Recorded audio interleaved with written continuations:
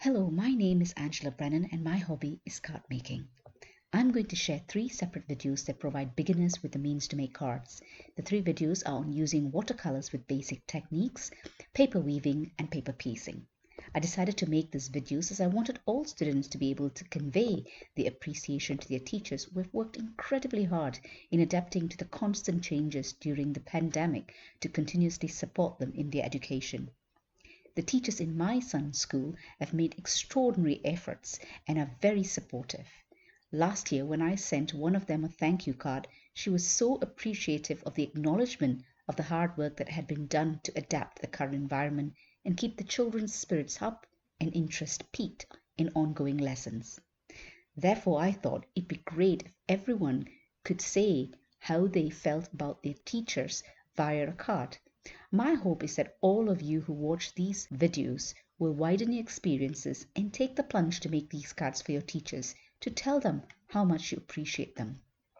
It can be a card to anyone in your lives as you are able to adapt the greetings, colors, and techniques for any type of card for any occasion.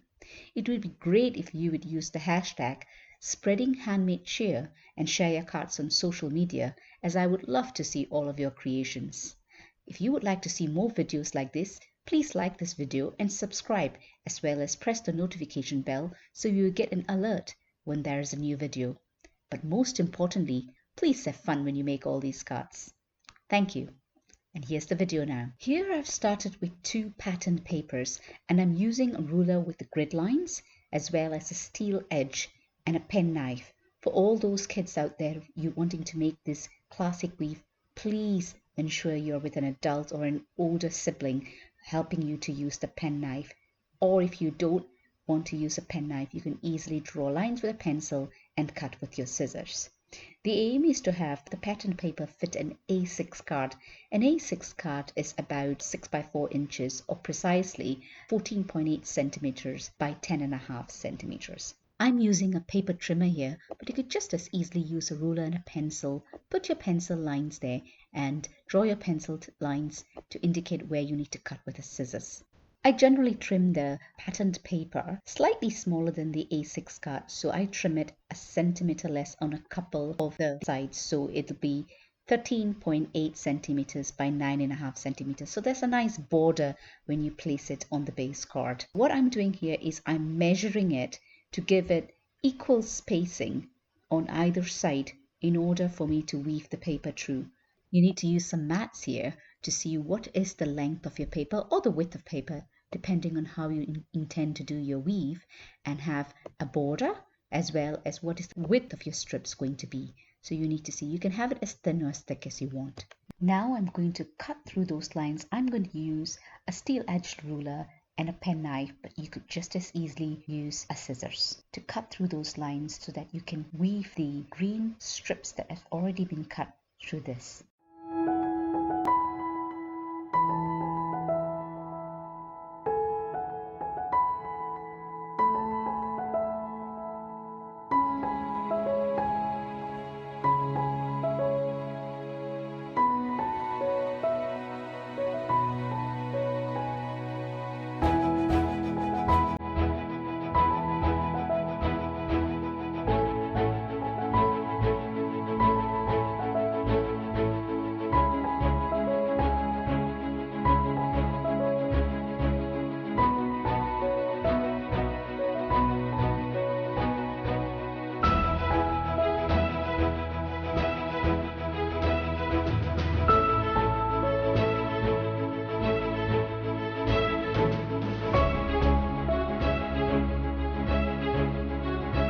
There are a few ways to put a weave through. I'm going to first show you what people normally do, or what I used to do when I was in school.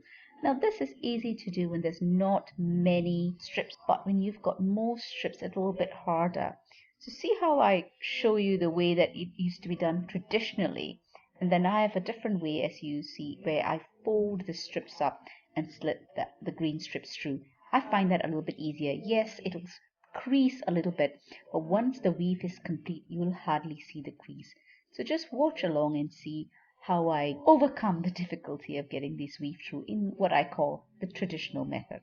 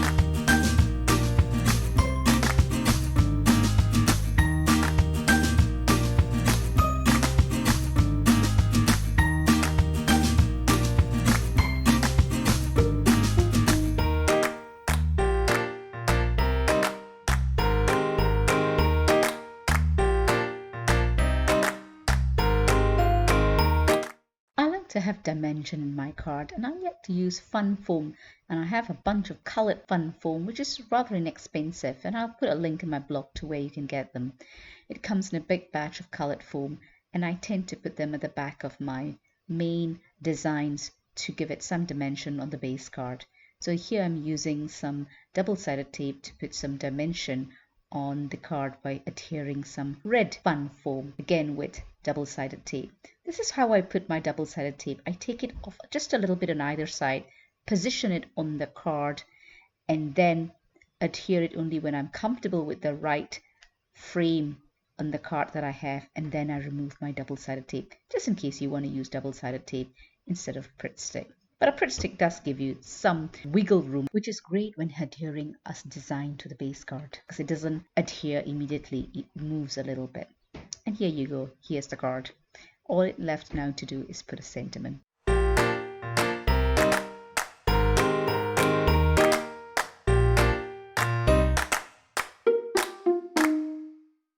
Here I've printed some thank yous in different fonts and sizes on relatively thin card that can go through my printer.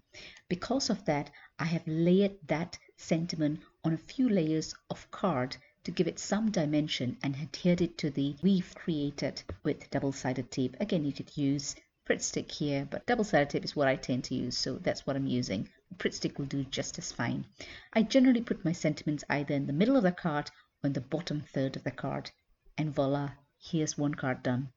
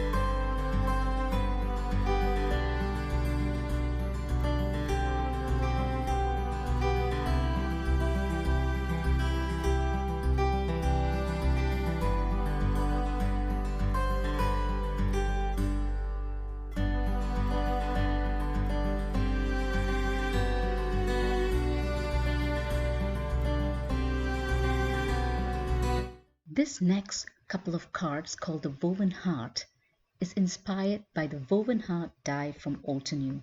This is the very first die I used on the very first YouTube video I did back in January this year. So for those of you who don't have the die or a die cutting machine, this is a way that you can make a Woven Heart weave without a die or the die cutting machine. So I need to give a thank you to Altenew, who's given me the idea to do this. I hope you enjoy making this Woven Heart weave card. I will put a link to the very first video using the Woven Heart die in the description below and also in my blog. And how I made these Woven Heart die cards with a die and a die cutting machine, which is not available to everyone, but here I'm showing you how you can achieve the same results without a die or a die cutting machine. I hope you enjoy the rest of the video.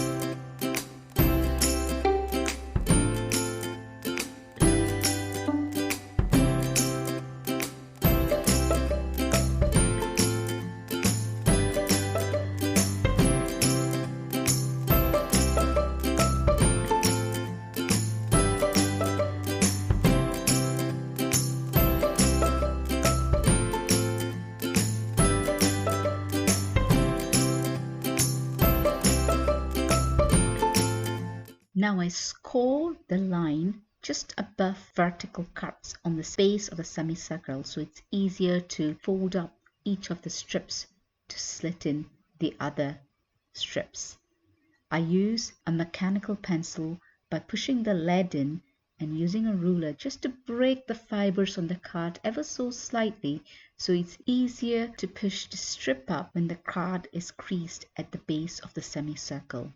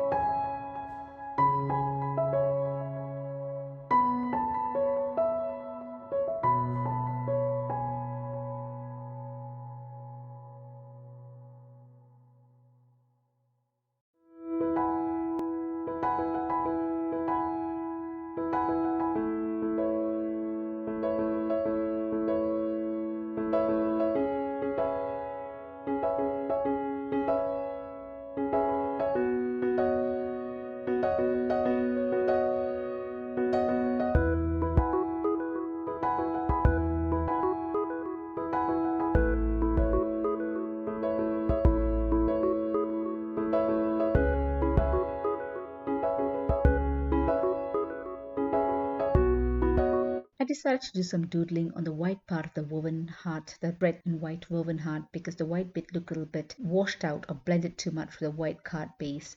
When I'm doodling on a white card base, I tend to use my black outline pen. If it's a darker cardstock, I use a white gel pen. I've always liked doodling, and if it's something you like, please go ahead and do it. I think it always makes the card look a little bit better. Some of the intricate designs, it takes a little bit of patience, but it does look nice at the end. Now you need to know when to stop, and that's sometimes hard for me as well. It is something I tend to put on my cards, some doodling. I tend to doodle quite a lot, and I've always done that, and it's something I've brought onto my card making. I hope you've enjoyed the video, and if you did, please like and subscribe. Let me know in the comments what you like and didn't like about the video, and if you'd like to see more videos of this nature. Do click the bell to get notification when there are new videos uploaded. Thank you for spending time watching the video, and I hope you do enjoy making these cards. And remember to upload them to social media with the hashtag #SpreadingHandmadeShare. I hope you have a lovely day.